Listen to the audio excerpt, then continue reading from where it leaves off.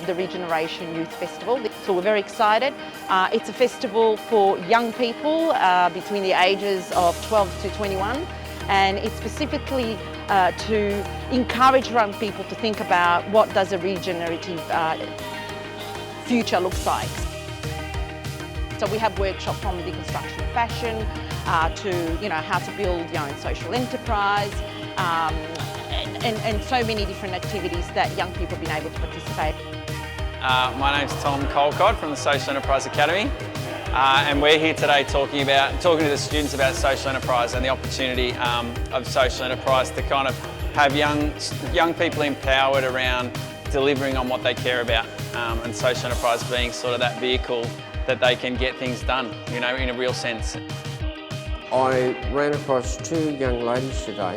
They were so interested in understanding about nature itself, but how Mother Earth itself equates back to us as human beings. And I said to them, this is not an analogy, it is a fact.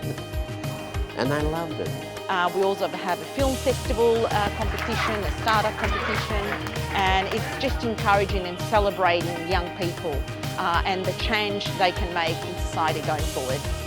We've been asking them what they care about, but we've also been seeing all the other stallholders kind of talking to them about interesting ways that they can interact. And I think at the minute young people coming out of COVID, coming out of a time where I think they haven't had a lot of time to talk to people and start to use their imagination and start to get excited about what's happening in the future.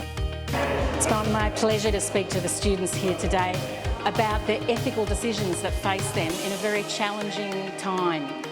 They have been through a pandemic which has been unprecedented, and they need to look to the future and realise that every decision they make has ethical dimensions. So it's wonderful to be here at this festival and engage in those ethical questions.